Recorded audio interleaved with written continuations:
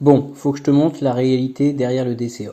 On trouve partout des simulateurs d'intérêts composés sur Internet. Derrière, c'est basé sur le DCA. Le DCA, c'est quoi? C'est investir le même montant tous les mois, peu importe ce qui se passe.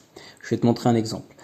Mais ce que je veux faire dans cette vidéo, en fait, c'est te montrer que les simulateurs d'intérêts composés, en fait, ils sont trompeurs, en fait. Et je vais te montrer après, avec un vrai backtest, c'est-à-dire j'ai testé sur les 20 dernières années ce qui se passe réellement et on va pouvoir comparer et je vais t'expliquer pourquoi c'est différent.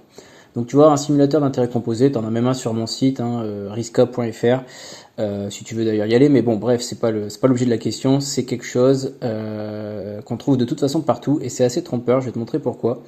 Déjà comment ça marche, on met un capital de départ, mais peu importe j'ai envie de dire, on peut mettre même 0 en capital de départ, on commence à 0 et on met 100 euros par mois, là, on va mettre un petit montant sur un équivalent S&P 500 à 10%. Allez, on va dire 10%, c'est vrai que c'est beaucoup, mais ça changera pas grand chose pour l'exemple. On va faire pareil de l'autre côté.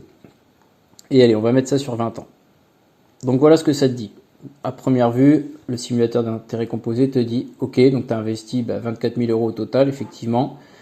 Ça va faire 12 fois 20 fois les 100 euros qu'on a investi. Et tu as gagné 52 000 euros. Donc ça te fait un total de 76 500 euros. Ok, donc ça fonctionne. Maintenant, on peut faire varier le pourcentage évidemment et l'horizon d'investissement. D'ailleurs, tu vois, si on met peu, les intérêts sont quand même beaucoup plus petits que le total investi, mais dans la stratégie du DCA et des intérêts composés, évidemment, c'est la patience qui va payer. Si je mets ici une grosse durée, tu vois, 30 ans, même allez, 30 ans, on voit que les intérêts composés commencent à être énormes par rapport au total investi. Et c'est vraiment là tout le bénéfice des intérêts composés. Mais on repart sur 20 ans. Donc maintenant on va faire le vrai backtest, donc on est à 76 000 euros. Donc maintenant avec des données réelles, comme je t'ai dit c'est un deuxième outil que j'ai sur mon site, on va prendre des données réelles, on peut choisir son ETF ici, donc on va prendre le S&P 500, toujours 100 euros par mois, pas de capital de départ, on va dire 0, c'est plus simple, hein, on peut en mettre, et on va dire sur 20 ans. Et ça ressemble à ça. Alors, si tu regardes directement les valeurs, parce que je pense que ça t'intéresse, effectivement, on a fait 90 000 euros, ou alors 66 000 euros d'intérêt, et donc c'est plus qu'ici. Alors, ce que je remets pas en cause, c'est ce que tu gagnes. Ça, je le remets pas en cause, effectivement, faire du DCA, ça fonctionne très bien, on gagne beaucoup, d'ailleurs avec les données réelles, on gagne même plus, mais ça va dépendre des périodes, hein, évidemment, ces dernières années étaient quand même assez bonnes, hein, d'ailleurs on le voit sur le graphe, hein, c'est pas ça que je remets en cause. Ce que je remets en cause, c'est plutôt comment on te les présente. On te les présente comme si ça allait être une courbe aussi lisse que ça, tu vois. Ce qui est totalement faux, en fait. Ce qui est faux, parce qu'en fait, ça va être une liste avec des périodes quand même où on perd pas mal, en fait. Alors, tu vas me dire, on perd pas tant que ça, mais on a déjà gagné. Oui, d'accord. Bon, alors après, bon, ça c'est un exemple, mais quand on arrive ici et qu'on perd tout ça, finalement, ça représente quand même beaucoup. Hein. On s'en rend pas compte, mais ça représente beaucoup. Tu vois. Et là, à ce moment-là, il y a beaucoup de personnes qui vont partir, ou qui vont arrêter le DCA, tu vois, et qui n'auront jamais cette courbe ici dont ils vont bénéficier. Pourquoi? Parce qu'il y a beaucoup de personnes qui vont avoir peur de cette période-là, tu vois, qui vont avoir peur de perdre, je sais pas, 10 000 euros en quelques semaines, par exemple, tu vois. Et ça, on te l'explique pas. Et ça s'appelle la volatilité, en fait. C'est-à-dire que le résultat final est le même. Ça, il n'y a pas de problème avec les simulateurs d'intérêt composés. Mais par contre, là où il y a plus de problèmes, c'est qu'on te montre pas la volatilité, on te parle pas de la volatilité, on te parle pas du risque, en fait. Et ça, c'est quelque chose qui est lié à la psychologie humaine, en fait. Si toi, tu pars au moment où il y a des creux, comme celui-là, regarde celui-là. Il est pas si gros, mais en fait il est vertigineux. C'est arrivé en 1 ou 2 semaines, en fait, tu vois.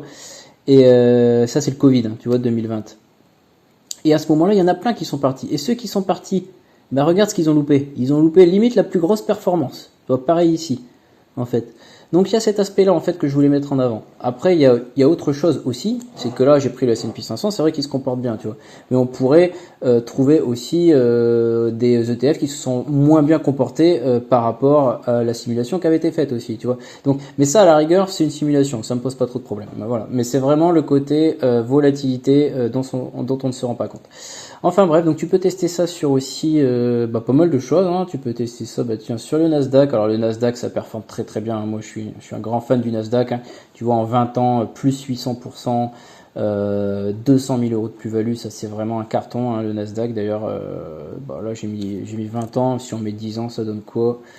Tu vois, si on met 10 ans, tu vois, en 10 ans, on a fait 2 fois le total investi, rien qu'en intérêt, tu vois. C'est pareil, tu vois.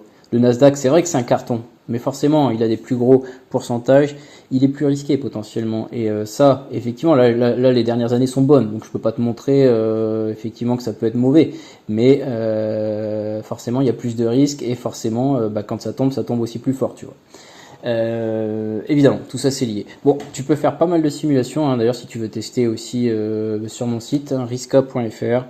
Je te mettrai le lien en description. Tu peux faire tes propres simulations avec les ETF que tu veux, avec ton capital, ton vrai capital de départ, ton épargne réelle et combien tu aurais gagné dans le passé. Ou alors sinon, tu utilises, si tu préfères, le simulateur d'intérêt composé pour potentiellement combien tu gagneras dans le futur. Allez, n'hésite pas à t'abonner. Je fais pas mal de petits simulateurs. Là, je vais en rajouter au fil du temps, des simulateurs pour des stratégies, pour des backtests aussi, comment telle stratégie aurait performé dans le passé, ce genre de choses, tu vois. C'est assez intéressant, il y aura plusieurs catégories, donc je vais le compléter régulièrement.